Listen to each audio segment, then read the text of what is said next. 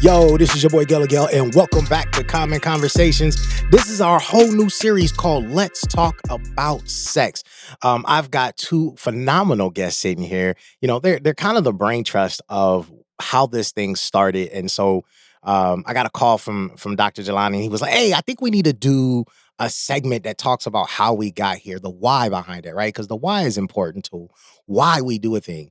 And I think he said specifically, you know, we weren't some random people sitting in a corner who said, "Hey, let's do a podcast," and went and robbed the guy next door and brought in all this new equipment. Uh, but we may have. No, I'm just saying.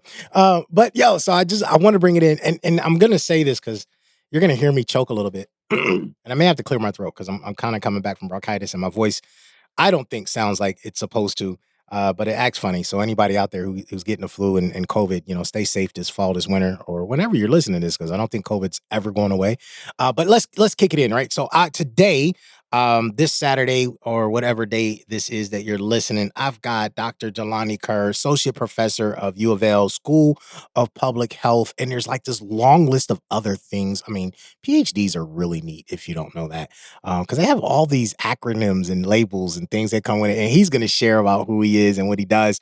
And then I have the health coordinator from the University of Kentucky, Takeisha Nunez, and I always mess up her name. I don't know why I do that. It's not like I can't say it. But welcome, y'all. What's going on? Hey, thanks. Glad to be here. Yeah, where are you? Where am I at? Yes, What, in my headspace or physically? I So it's two see. different things. You share. Do tell. So good to be in your studio, talk about this. I've been working in HIV for over 10 years, which I mean, I'm only 23. So it was like when I was So like, 10 years. Wow. Yeah. no, but seriously, I've been Mm, doing this for 10 years. So just happy to still be here. Been working with Jelani for a few years. Went from HIV prevention to kind of like harm reductionist all right. because we look at things in a different way. So tell me what HIV prevention looks like, and then when you're done with that, skip into what is harm reduction because I think that's going to be a new term for a lot of people. Right. So my goal is always to prevent people from getting HIV with knowledge, with education, tools, different things like that. But, the thing is, HIV is not a death sentence. So if you get it, that's okay. And so, really not looking at how do we stop something, but how do we reduce the harm? So I think traditionally HIV prevention was use condoms every day. HIV prevention was abstinence in some spaces and no sex at all. So when we're looking at harm reduction, we're looking at if you're going to do something, how can you do it safely or safe for you as you can? So if you don't have condoms available, maybe we're using lube. If you have a partner who's HIV positive, maybe we're using PrEP. Or if you don't know the status of your partner, we're So, going to so go so ahead. I'm curious. So you said use lube Mhm. versus a condom. So lube can kill HIV or No, the so not virus? not lube versus a condom if you Oh, don't have. So got best you. Okay, best practice would be, okay, I'm having sex with someone, I don't know their status, or I know their status and I need to protect myself, or they have multiple partners, I'm gonna use a condom. But if I don't, lube without a condom beats no lube at all. And a big piece of that is because when you're having sex, depending on what you're doing, there could be ripping and tearing. And so your skin is the best barrier that we have for a lot of things. So if we can protect that skin, which is where the lubrication comes in, got you. then that's a way to prevent some harm. Now, So it's still important to tell people because and I wonder because I'm not in conversation with kids that much or younger folks in HIV. Like I remember when I was young and we were studying HIV. HIV was typically a gay disease. It was a gay male disease, right? It's not. It's not just a gay disease. absolutely not. So HIV is contracted through five primary body fluids. So that would be breast milk, semen, vaginal fluid, anal mucosis, and blood. And so it's not a gay man's disease. It is a anyone who's having sex potential disease. Women have anal sex.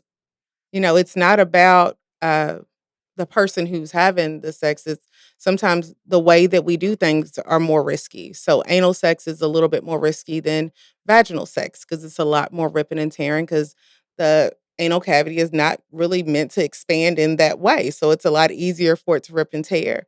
then anyone who's receiving, so whether that's male or female, are the highest at risk. And then the giver, which is 99% of the time going to be a male, unless it is a trans woman who may not have had surgeries, then they could also be the. Moving into harm reduction. What is harm reduction? So harm reduction is something we do every day. So a lot of times people associate it with syringe exchange, different things like that, but it's how we live our life. When you drove here today, you put on your seatbelt because there is harm in driving because we can't tell what someone else is going to do. So if we get in an accident, seatbelt is going to protect us from harm. So when we're doing that and we're looking at it sexually, like I said, it is PrEP. It is condom usage, it is lube usage, it is using dental dams or other barrier methods. It might be mutual masturbation. So maybe I don't want to have sex with this person, but I have some desires that I need fulfilled. So let's talk about ways that we can be as safe as possible.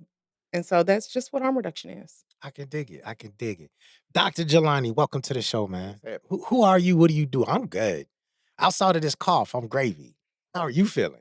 Oh man, I'm cool. I'm blessed. I'm Yeah. blessed. I'm doing all right. I'm doing all right. Now, what does an associate professor in the School of Public Health do? Um, the main functions of my job are doing research and um, teaching. There's a service component there as well, so that may mean that work with community based organizations for for their aims and it can be service to the profession, things like, article reviews, that type of thing. Um, but I think the main part of the job is to, especially in my sector of public health, I'm in what's called health promotion.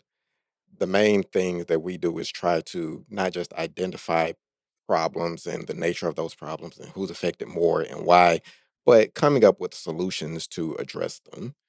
Um, They can be educational solutions, they can be advocacy for policy solutions, they can be things that, we do in media, such as podcast. So that's what that's what a associate professor does.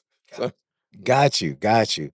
So that brings me to why we're here today. Like we're talking about we're launching this new podcast. mm, Let's talk about sex. It's not I think what a lot of people are going to assume it is, right? yes, Which yeah. is probably this porno raunchy. Let's get into the muck of it, but it is more of an educational.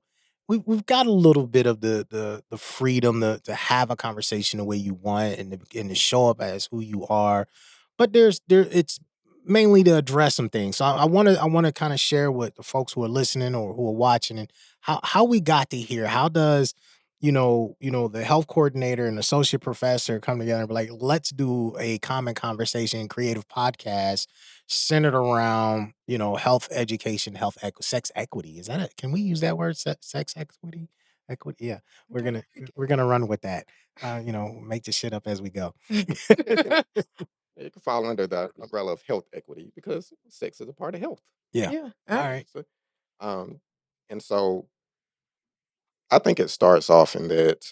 So I've been doing research in HIV for 20 years, coming up on 20 years. And a lot of the work has been um, with Black communities. And why? Because we're affected more than other groups.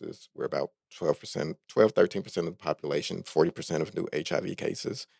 Um, we've, and so the disparities are they're pretty concerning. Um, One of the things that we do is try to figure out ways that we can um, really address this in a effective manner.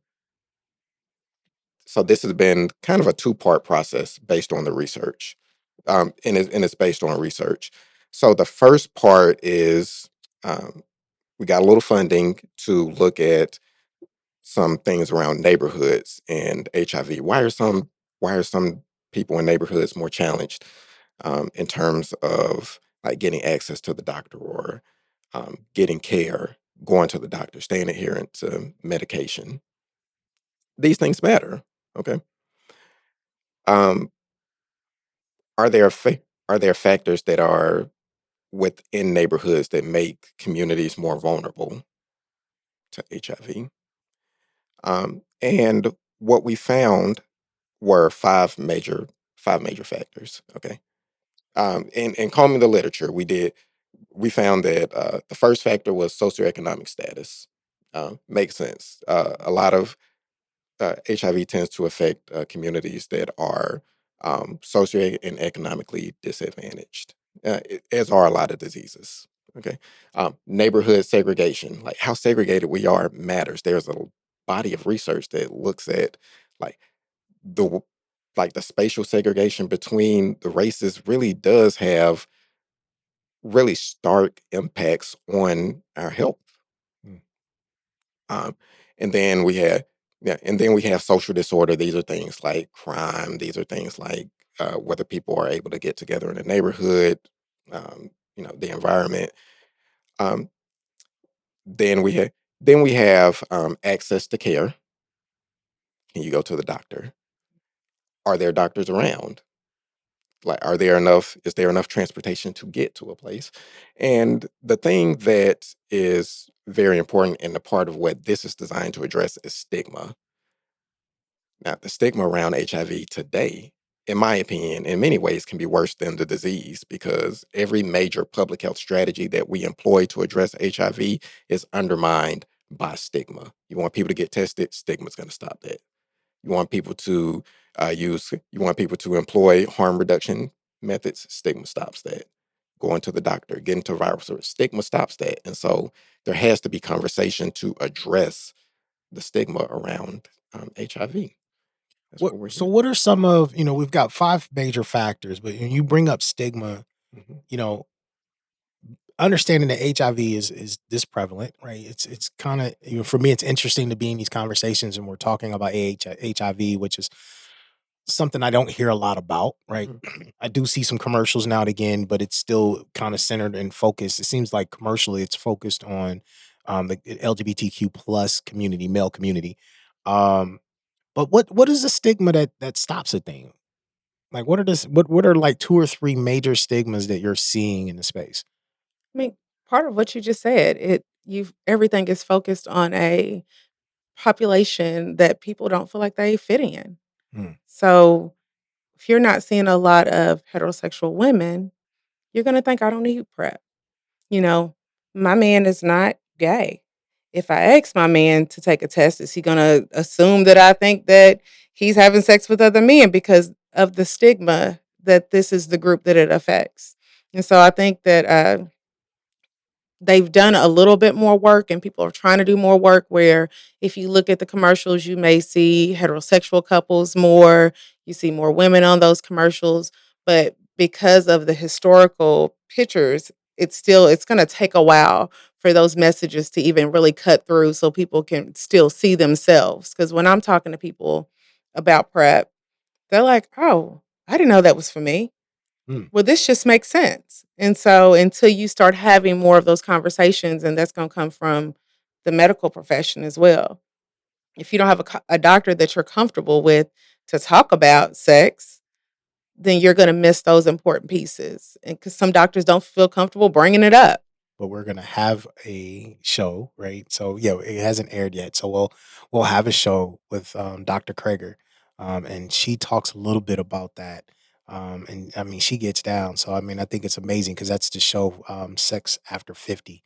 But I'm curious also to, you know, part of the shows that we're gonna do are targeted to young people, Yeah. and parents and how they had a conversation. I also think of AIDS as an adult disease, sometimes not understanding that AIDS is a sexual disease, right? And so if you have a 13-year-old out here who is sexually active, then there's a possibilities of them attracting HIV, right? Is that correct? Yes, the youngest person who I had to talk to who was HIV positive, she was 14 years old. Mm, Um, she had a lot of different issues going on. She was, in my opinion, being pimped out by someone. When I met with her, it was in uh, like a mental health hospital. I did DIS work. So I would go out and talk to people who tested positive for HIV to try to acquire partners so that we could get those partners tested. And, you know, it was very hard and disheartening to see someone that young, a young lady, 14 years old. And, and I have daughters and I'm like, okay, this conversation has to start with the youth before they start having sex. And I think a lot of parents are so if we don't talk about it, it's not going to happen. And I think it's the exact opposite because we're raising young men and young women to make good decisions. So if we're not telling them all of the choices that are out there, how are they going to make those good decisions? And so, you know, that that's why I feel like that push for youth is so important and we have to do it proactively instead of reactively. So we're sitting in Indiana. Both of y'all are in Kentucky, and in Indiana, I know that there are laws against teaching sex education. So in Indiana, this conversation in the school system might be illegal, right? And I don't know how it falls in Kentucky school systems. So my question is like, in your research in this journey, even in part of this podcast and having these conversations, let's talk about STDs as a whole. Like, how do you teach preventative harm reduction to those kids, youth, even adults who are sexually active in spaces where it seems like policy would have you not do that?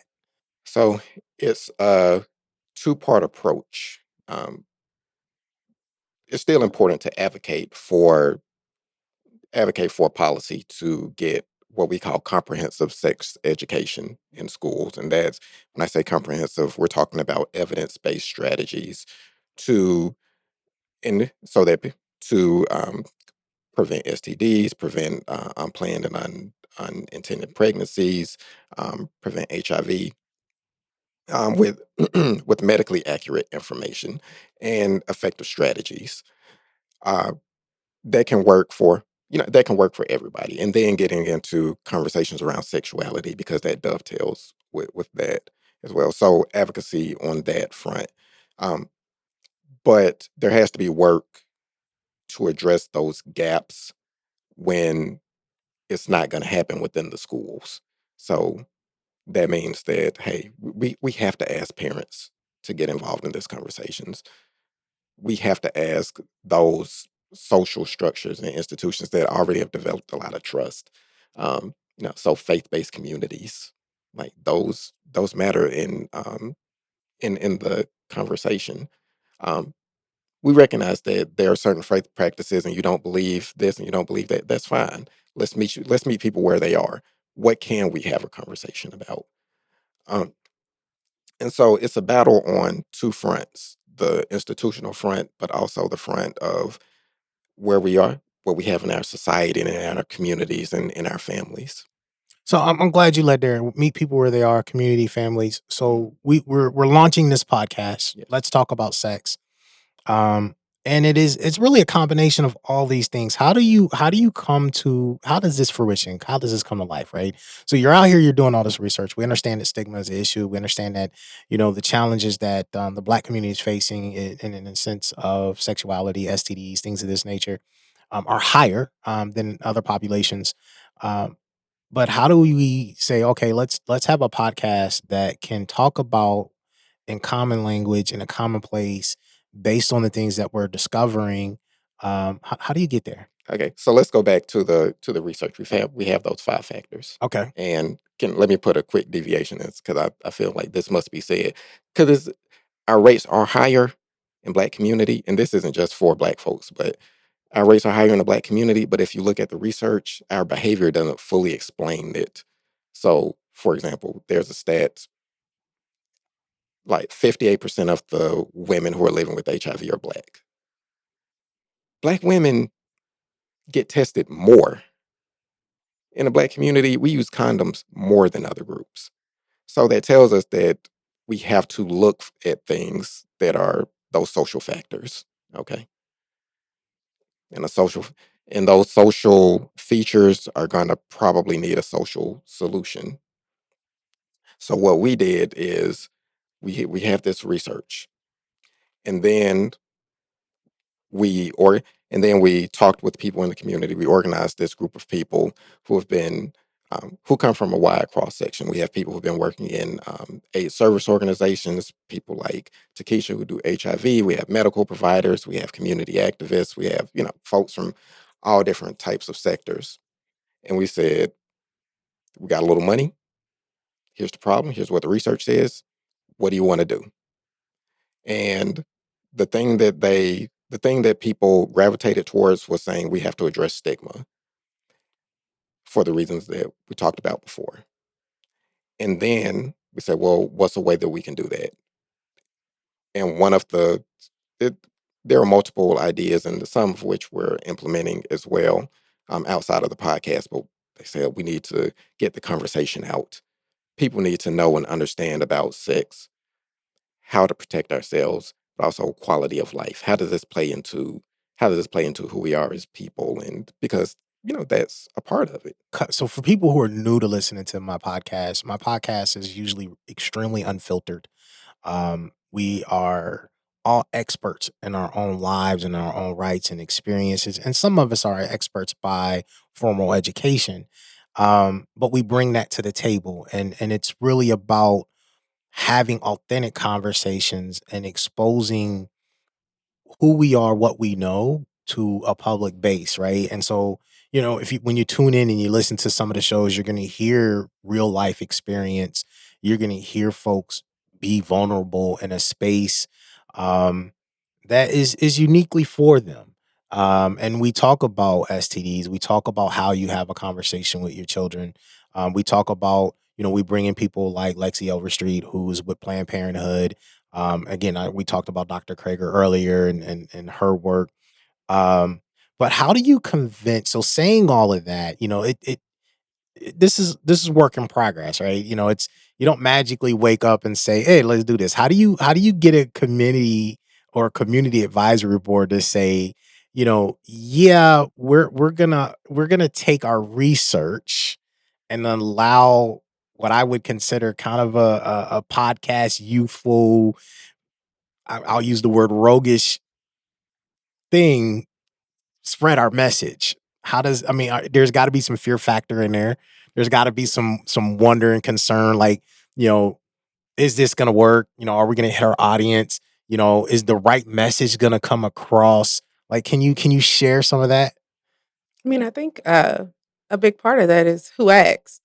So Jelani calls me. I know that everything that he does is above board, and he'd be like, "Can you? Oh, sure, whatever it is that you need." It's like I ain't even told you the whole thing yet. It don't matter. I'll be there. Tell me where you want me to be at, and I'll make it happen. But that's because of the work that he's done over the years since he's been in Louisville and the relationships that you build, and that's a big part of it. Because when I came into the room and saw the different people that he was able to pull together, that is just relationships because it was from different sectors. It's from people who look at things very differently or maybe sometimes the same, but we don't always intersect. And how do we, you work with the community in this way. So what are you seeing? And what are you seeing over here? And everybody's on equal footing and ground of your opinions and your thoughts matter, which again goes back to harm reduction, meeting people where they at and figuring out how to get to the solution. Got you. What are you most excited about this process? Turning watching the research, creating the podcast, putting it out there into the world. What's exciting to you about this? Oh, okay. Either or, either whichever, right? Okay. Um, so first of all, the process was exciting. I'm glad that we did have like such great community members involved. This is what the community wanted. This is what the community said we needed. And so, you know, they're the experts, and that's what we go with. And that's how it goes. Um, we have some really fantastic hosts. Like, we have people who are knowledgeable, have people who are interesting, people are very transparent. Like, I watched some of the shows while they were filming. I thought, oh my gosh, I can't believe they just said that. Yeah, Yeah. You talked about it a little bit. Yeah. yeah. It's it's a little scary, but it's but it's exciting at the same time. Um, um, like, do I agree with everything that everybody says? No, no, but that's okay. You're not supposed to agree with everything everybody says, the but the stuff is so educational and it's enlightening, interesting. It's not tawdry, but it is exciting and I mean, there's a way to make there's I've seen people talk about sex and they be boring. That's not what this is. Yeah, yeah, um, because you have really, I mean, I could go on about the people, but you do really have just a collection of folks who are um, knowledgeable and funny and exciting, and they know what they're talking about. If you watch this, you come across at the end of it, you would have not just learned something, but you'll know how to apply things when you're talking with your partner, when you're talking with your children, when you're talking with, maybe even your parents sometimes. Um, we get into some things that aren't really talked about in open spaces, and we get into nuance. We have shows around consent. What does that look like? In an era where there is a lot of um, where we're focusing more on that, like nobody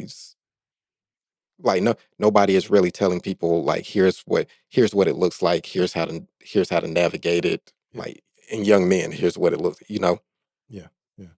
Um, and I could just go on and on. So, and I don't want to. Nah, you're I good. mean, I mean, who wants to hear somebody talk for 5 minutes ad nauseum? So, so Nah, I'm gonna you're cut it off good. there. I love it. Hmm. I love the consent shows specifically because I think they bring out such a experiential nature Hmm. of how we individually see consent. Hmm. And then the folks that are on the panel or on the show with us also bring a studied research aspect to it as well.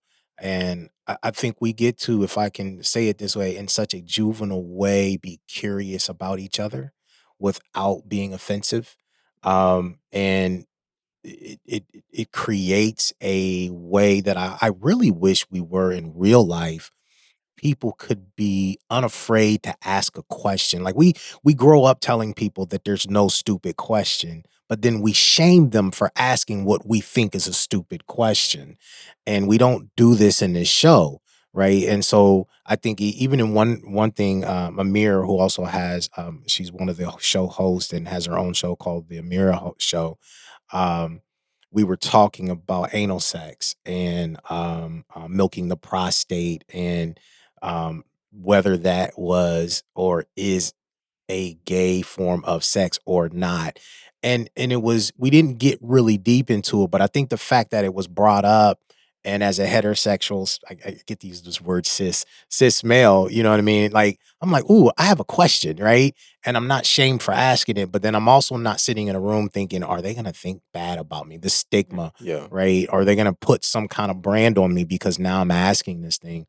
And Riece talks about sex and pleasure as empowerment. And I think that, just definitely as adults and as children, such a great opportunity. So I'm with you there. It's a lot that comes out. A lot comes out. Um, I was even surprised a few times as we were sitting there and I was like, huh, but even I'm like in the middle of sometimes talking like, what am I gonna share, not share? This is about to be public, very public. Hopefully super public. But Takeisha, what are your thoughts? About being excited about this process. Yeah. I mean, I'm excited to see all of it because my biggest thing, I feel like stigma starts at home. Mm. So when you are not talking to your kids about their body parts, you know, I shared the story earlier about when my child was a baby, when I'm giving her bath, I'm telling her her body parts. This is your vagina. This is your leg. And it's common. So we don't have that stigma when it comes to talking about body parts. What's going to happen? Then that makes her empowered when she goes to the doctor's office and talking about consent. I think that goes back to so when I think about when I grew up, my mom was super, super Southern Baptist, Mm. you know, And she would say, when I went to college and I broke my virginity, I told my mother. And she said, "Did you lay with him?" She used the biblical term. Did you lay with him? Yes, ma'am. Yes, sir. Biblical term. I said, "Mom, I'm laying with you." Because we were laying down in her bed.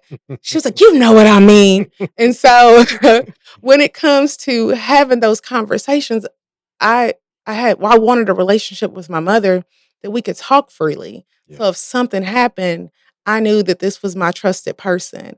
And she made that easy, but she was unlearned. So as I was learning through processes, I was teaching her. So then when I had my children, I'm like, okay, we got to be able to talk.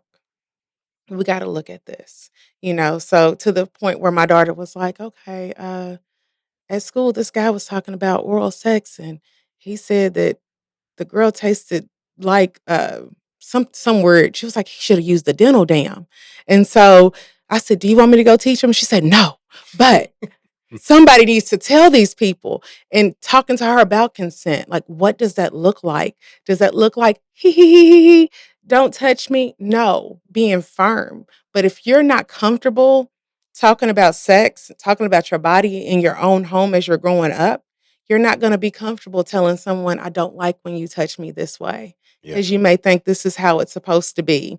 And so I know that was kind of like a hodgepodge, but that is kind of like what I'm excited about, because I feel like if parents can listen to this, if kids can listen to this and even re-walk their parents through some different situations, how much more empowering our families could be with Yeah. being able to know, like, it's okay to say no to this, or it's okay to say, I like this or that. And then even with our elderly population, that was I was really excited about that idea, because I say, you're not dead yet, right? When I was younger, 50, you seemed old, but now that it's like knocking on the door around the corner, I'm like, well, shit. It's not that close now. Oh, well, shoot. I don't know if we're supposed to be cussing on this podcast. We say what we want. All right. I'm like, shit, when I'm 50, I still hope to be dropping it low. Like, I'm married. I told my kids, hey, when y'all move out, I'm trying to keep Black marriages alive. So call first. But with that, we have to have those conversations, because the idea of sex is different. It's not about kids. So I don't need birth control. So I don't need condoms. Yeah. But there's still a need to protect yourself because there is HIV. So I'm excited about all parts of it. You know what? Let's go. It's about healthy relationships. It's it's discourse that's sorely needed, just in the cultural zeitgeist.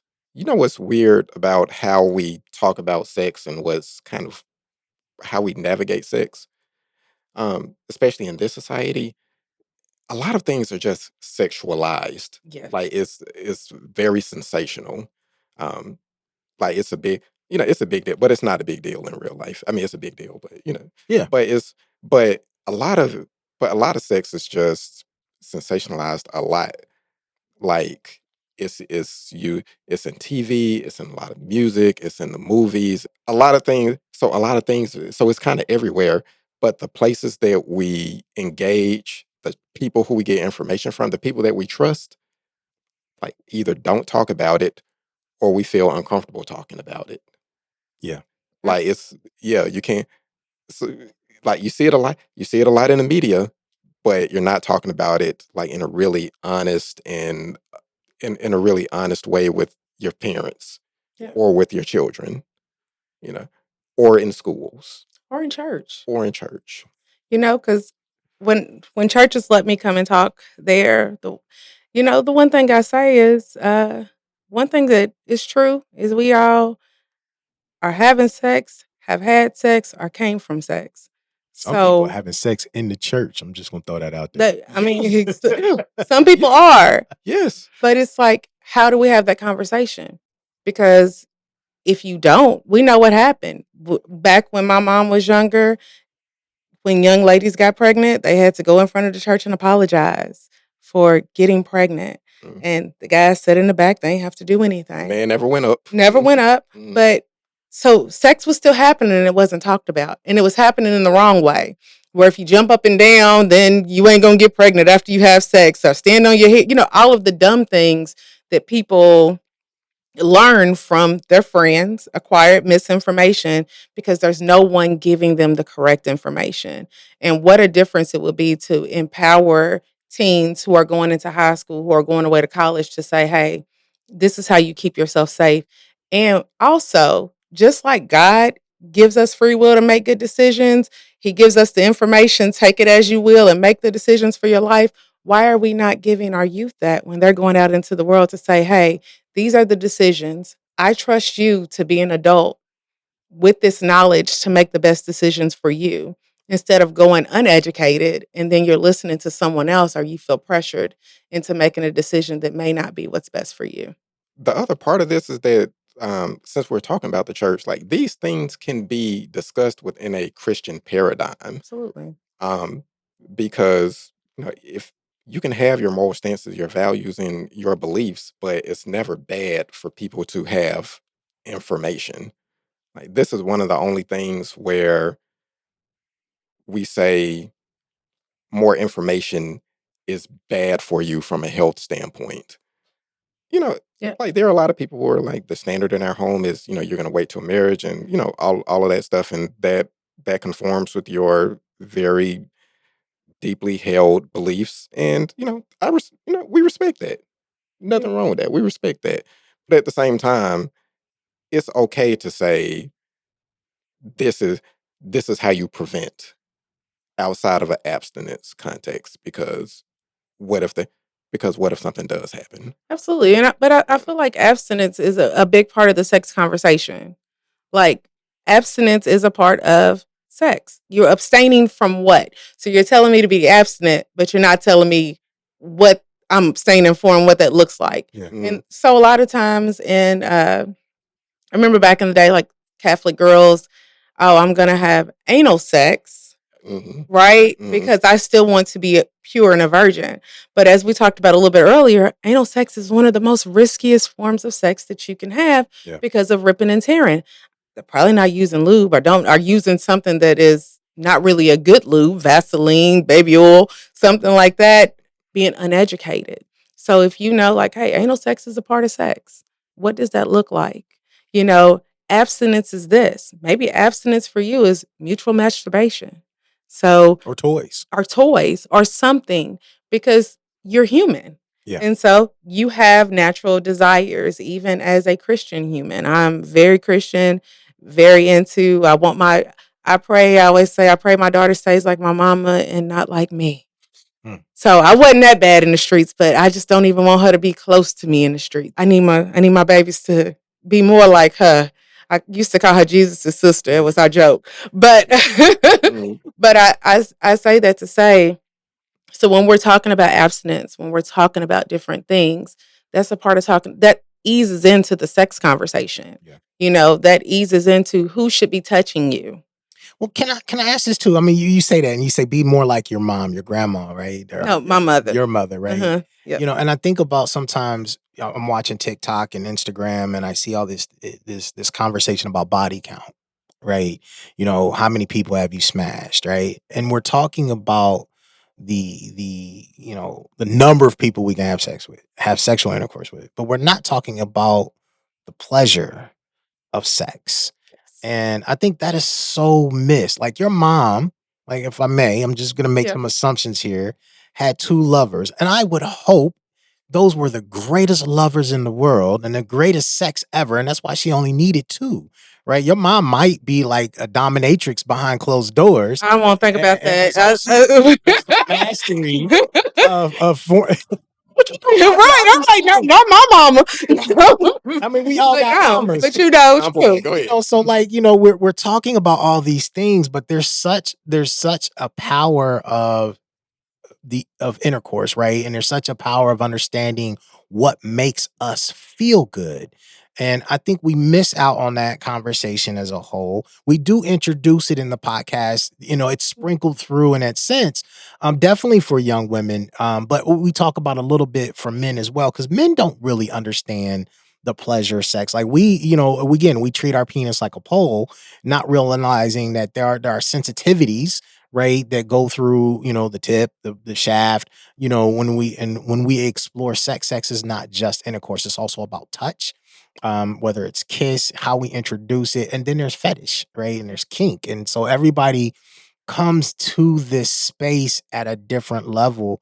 And I think if we can talk about that, we can teach that, we can introduce that, Mhm. then people can also go out there and explore and realize, like, it's not just about laying there on the table, or not on the table. The Right. table's a possibility too, but laying there on the bed and missionary and, oh, we did it and done and get out and go. You know what I mean? But we can actually enjoy each other. I've always said that sex for me, intercourse, specifically for me, is like a third conversation. It's where our souls meet and Mhm. how we engage in a deeper Mhm. deeper embrace as people. So be more like Takeisha's mom. Uh, But no, so when I say that, let me be specific. Mhm. I think as a parent, nobody wants to think about their child getting thrown up against the wall. I mean, Probably not. probably not. So that's where I'm coming from with that. But I'm also looking at, when we're looking at sex, there is, like you said, that emotional piece. Yeah, And so a lot of times as women, I feel like we hold a lot more of that emotional piece. I respect that. So Mm. All right, let's go. So I'm a dare. I mean, as we get ready to wrap up, I'm gonna dare everybody who's listening, go talk to your parents. I don't care how old you are about their sex life. I'm just curious. I want you to be curious about what they say, and what their opinions and thoughts are. Right. I know I tease my mom all the time. I'm a distributor for adult toys, and every so often I I tell, know that. yeah, yeah, she goes see my closet before you leave. Um, I tell my mom all the time, you should get in the business. Like, and she just like, no, boy. And I'm also a PK, so that tells you a little story there. But as we get ready to wrap up, she ain't dead yet. not, not at all, not at all. Mhm. What do you see next? Like, we're having these conversations, we're launching these shows. Um, from the, whichever one you want to take it first. Like, what do you think is next? What's coming up? Well, this is going to roll out over the coming weeks and months. We're just hoping that people, get get some good information, stuff that can buttress the idea of healthy relationships, healthy sexuality, um, and be able to, really, really have these conversations, the frank and honest conversation. Um, I think we have a platform and people who can help guide and give really good advice about what that looks like and how to do it. Yeah, yeah, Nobody is showing how to do it. We're doing, and so I'm excited for people to see the work and to see how it can change people's approaches. Um, Even as we were shooting, like I know it's already happened and those conversations have already started. So I'm just thrilled. I'm excited for it. excellent. Mhm. I'm excited to see them. I haven't seen them yet.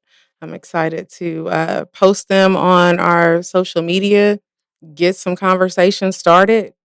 I'm excited to start some conversations because I think even as I'm out doing education, playing little snippets of that to like kind of hear. I'm excited just having someone like Dr. Krieger on there who's a medical professional. I think that holds a lot of weight when people are trying to have those conversations. So seeing how we can do more, seeing what this, maybe it'll spar into some in-person sessions with groups. Maybe we need to do a parent group where a group of parents come out That's and a good idea. they learn, how do I talk about sex with my kid? How am I comfortable with that when I see some boy that snuck in my daughter's room so it's too late to be proactive? How am I having these conversations? So I'm excited to see what can come because I think a lot can come from this. Yeah, but no, I'm also excited about the some of the guests and how this can and people getting information from them that goes beyond the podcast. Yeah, So, for example, like we had Dr. Armand Perry, who who does work in fatherhood and research in fatherhood. We had him talking about how to how to have conversations with your son around these topics. Yeah, and It's that show specifically is awesome, and we probably should do a wrap on each show because that show was deep because he also shared some of his personal upbringing yeah, in that space, yeah, and that's something that we talked about. Men don't often have a safe and brave space to be able to really talk about hmm how we are taught to hmm be sexually active or we to don't see women or we don't how know. men have sexually been molested by men and or women and just yeah, that was a wild show. That was Yeah, good. Yeah. yeah, it was good, and our other guests too. So Yeah. if people hear this and they get the information from our other guests and go forward with them, and take in some of the knowledge they have and keep going with it, man, things will get some of the problems that we're seeing will be addressed. Yeah, yeah. Yeah. Well, I am excited. I'm glad that the two of you are sitting here today and we get to talk about this. I'm excited about all the episodes that are gonna launch. You're gonna have to listen to so we there's 10 episodes, but there's not a nine yet. But you're gonna have to get to episode 10 because that is where Dr. Krager is. And I'm telling you, she is a firecracker, boy. She drops Mhm. hella knowledge. And as somebody who's 48 years old, and some of my oldest friends are 65 and 70. She really talks about being sexually active, being still very vigorous, as you get older and how important it is to have a healthy mind and a healthy body. And that's for all of us at all our ages. And so the wisdom that she drops, it doesn't matter how old you are or how active or inactive, what your kinks are. Her show was probably one of my favorites. But then I love talking to older people, more mature people, because they've got a lot more to give. But overall, yeah, we've got some great experts. We've got some great guests. Our hosts are pretty awesome. We've got some bonus stuff that we're going to release too at some point in time. So we did a confessional room where folks were able to after who were in part of the production who didn't quite understand or know what the show was going to be about. Went into the Who confessional did that to and people? Ooh. and they shared their thoughts. So I haven't watched them yet. We haven't edited them yet, so I have no idea what was said. It could be, oh, this was great, or oh my God, I'm devastated. But either way, it's there, man. So if you're listening or if you're watching, it's going to be on our YouTube channel. It's going to be on where you get your podcast, whether it's Apple, Spotify. Google's doing some transformation stuff. So Google Podcast is actually morphing into YouTube. So you'll get to see all that there as well. But check it out. Leave us comments. Tell us what you think. So if there are things we didn't cover, hit us up and send us messages. We'll try to get back to you. And hopefully we'll have a season two. And so that'll be important for those who love what we've done, like what we've created, and want to be a part of it. That'll help us gear up and be able to address even more and talk about the things that y'all want to talk about. So this is your boy Gale. This is Common Conversations. This I had Dr. Jelani Kerr and Takeisha Nunez with me today, and this is our new episode. Let's talk about sex. Why sex? Like I said, everybody's doing it, have or came from it, or have done it at one time in their life. So it is the most fluid thing that we have. First of all, because the community wanted it and they saw this as a very important thing for us to discuss, but also it's a part of life.